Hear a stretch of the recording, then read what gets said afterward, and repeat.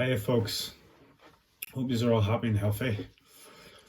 It's just a wee video just to share a wee bit of my story and sort of explain where I am now and the charity event I've sort of got coming up because it's for a great cause and I want to just get it out there. But I share my story not for my benefit or my ego. I don't attach myself to my story and the experiences and the traumas that I've went through in life, but I can use them to show people that you can face your traumas head on, let them go, forgive whoever has to be forgiven, so you can free yourself from them chains, from that bondage. I'm going to share a wee bit of just my childhood and growing up. I'm going to play a wee video, maybe halfway through it, and a few pictures of me at my lowest in life when I was mentally broken and I was deep in addiction. Growing up, can't really remember much of growing up, to be honest, until around 13 when I started using drugs. And recently I found out why that was, because I had such a terrible trauma that I had to just block it all out. And I was fooling myself over the years trying to cover that and run away from it. But thank God that I've been blessed with helping hands to help me walk through that journey and to heal from it and to forgive whoever needed forgiving and to let myself know that I deserve to be loved and I am worthy. Growing up, there was 6 of us in the house. I had 3 older brothers, 2 younger sisters. My mum raised us. My mum was a brilliant woman. And the more I grew older, the more respect and love I have for her, because we don't actually understand the trauma that our parents go through in life before they have us or before they raise us and try to love us and show us the love. We do not have a clue. Stepdad was around. He was around. He was a drinker when I was in my childhood. I can remember that anyway. He was a violent man as well. I can remember that. And thank God he wasn't around the whole childhood, to be honest. That was my mum's downfall. She always picked the wrong man. But brothers were my brothers, my sisters were my sisters. That was it. Come 13, start smoking a bit of cannabis on the way to school, thinking, sure, what's this? Do you know what I mean? It's only a wee pipe. But I didn't know the darkness that these drugs would bring along the years. But I don't even look at it like that no more. Like they were darkness, they were lessons, and they kept me alive to this point today. They kept me going through the pain that I was suffering and the trauma that I had to suffer from. Not saying that I'm glad I did drugs and did this and that, but it's all in your life for a reason, and you just need to embrace that and accept that we're being taught every day. But the cannabis led to ecstasy, led to heavy weekends with the boys, session, doing crazy things. But eventually that drug life leads to crime, it leads to violence, it leads to so much unsteadiness in your life. And I began stealing to pay for drugs. I began breaking into places to pay for drugs. I became very violent, to be honest, and was trying to create this image that I was a bit of a hard man, do you know what I mean? Which is far from the truth. I just had to make that persona to try and survive through my teenage years. By 15, I was doing my first jail sentence. Spent a good few months in a young offenders centre. After I was released from that, I'd been expelled from school. My mum didn't want me in the household anymore because the police were never away. So I was living between friends' houses and I got heavily involved in paramilitary activity. To me, it wasn't anything other than survival. They were putting a roof over my head. They were giving me the drugs, so it was all survival to me, and I thought I was playing them at their own games, you know what I mean? I never had that mentality. But these people are far more clued in than a 15, 16-year-old boy. So it led to a lot of punishment beatings. I've had my arms broke 2 or 3 times. I've had my hands smashed with sledgehammers. I've been tied to chairs for hours and hours on end and tortured, like, do you know what I mean? But you let all that go. I don't attach myself to that. It is what it is. And it was the lessons I needed to learn at that time to progress to where I am and to step into the light. So it was a tearaway until about 18. Then I participated in when I say participated, I did the robbery. It was me. I did an armed robbery. Had already had the police on my case for a GBH, a violent assault. So I knew I was going to jail. Was just bombing about, just reckless, living fast and not caring. Ended up getting a 4-year sentence. Went to Highbank for 2 years, then was released for 3 months and couldn't stick to my conditions, so ended up going into Maghaberry for about 14 months, which really grew me up because I was in there with a lot of killers and a lot of people that just full of darkness and they didn't care, do you know what I mean? And I always had it in my heart that I was a good person. I was just trying to survive and get by. Released at 22, I went back to my own hometown, but something was changed to me, do you know what I mean? I didn't want to be in that life no more, and I remember praying to God a load of nights, screaming for him, if there's a way out of this, please take me away from it. And he did. He answered my prayers about a year and a half out of prison. You'll see it in the video how I got away from paramilitary activity. I just had to go for it. It was my only way.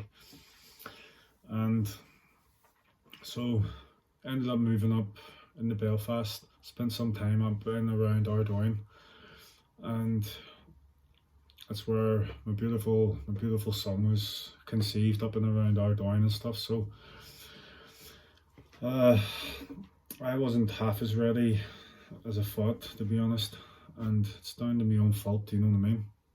I take full responsibility for my actions in life. But come around 24, I think it maybe was, decided that I had to move to Scotland and just get away from a lot of things. Heal. Did a lot of healing on myself over the years. Spent a lot of time in the mountains in Scotland and spent a lot of time with God. Jesus has completely guided me through, and I thank him daily. But spent my time in Scotland, became a chef, just had a real passion for it, so I'm truly blessed. I've now returned. I'm living in Ireland, and I've been spending a bit of time in a place called Annam-Cree. It's a place for broken souls to come and just heal. I've been doing the cooking and stuff down here, so slowly finding my way. I did a lot of healing, but there was traumas there that I couldn't have faced myself, and I needed a helping hand. But folks, I'm just going to leave you here. I'll talk towards the end of this video and these pictures and stuff. This is me in the deepest, darkest places that I actually have footage or have pictures of. Mentally broken and bang in the middle of addiction. But that's not me no more. I am who I am, and I walk in the light. We have a choice to either stay in the dark or walk in the light, and I'm a man of light. But I'll chat soon. I'll explain a wee bit more about what's going on and what's coming in the future here. Enjoy.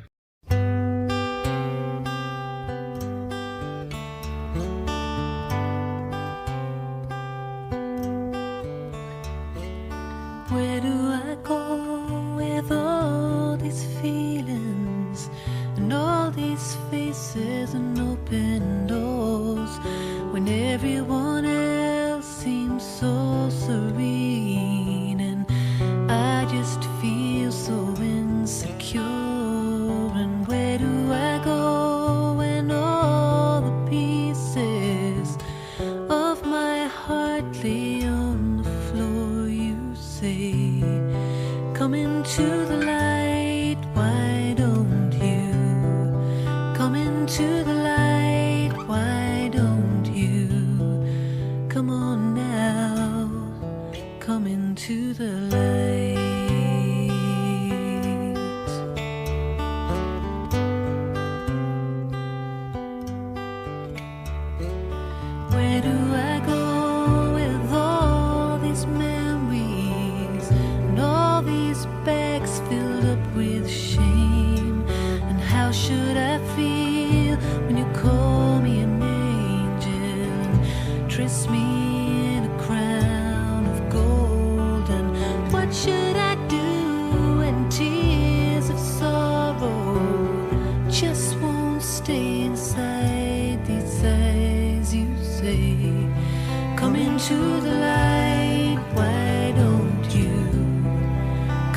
into the light. Why don't you come on now, come into the light.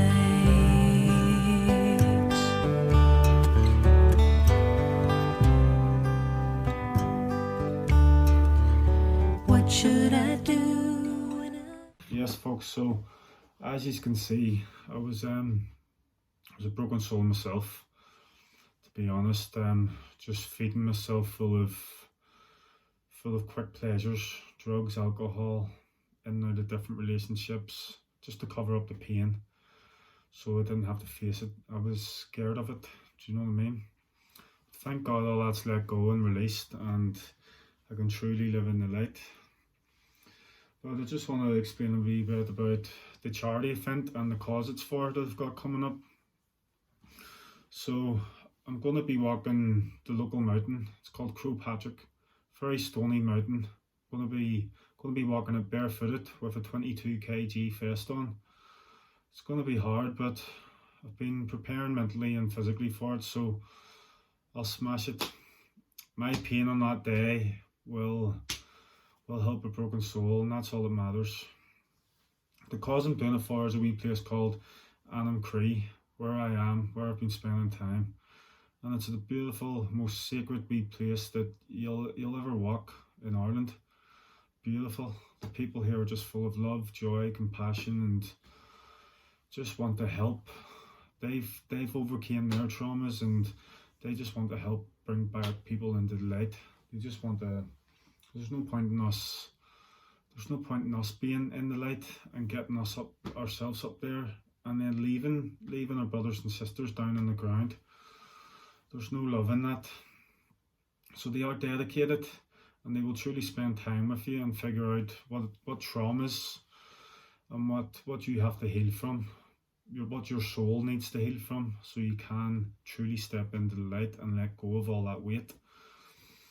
But the money that I'll raise, it'll be going towards the next broken soul to come through the house. It'll go towards their food, it'll go towards their bed, it'll go towards their laundry, it'll go towards their heating, their water, their saunas, their massages, all their treatments, because they truly get met with love when they come here.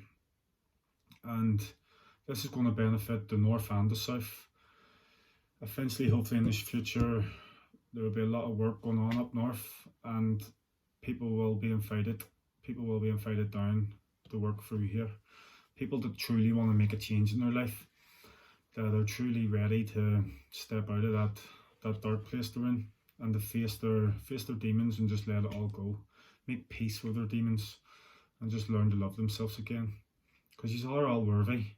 He's all deserve a place in this life. He's deserved to walk in the light. So folks, I have about 5,000 friends on Facebook, and €1, if I was to get 2,500 people that donate €1, then I've reached my goal, and a broken soul will be saved. And it is such a beautiful thing to actually see someone come from the dark and into the light, and Anam Cree offers all of that. Truly is beautiful. So folks, listen, thank you for listening. I know it was a wee bit long, but I just want to try and get the message out there. And if you could share, just I'd be truly grateful for it. Thank you so much, and God bless you. I am light, I am light. I am light, I am light. I am not the things my family did. I am not the voices in my head. I am not the pieces of the brokenness inside. I am light. I am light. I am light. I am light. I am light. I am light. I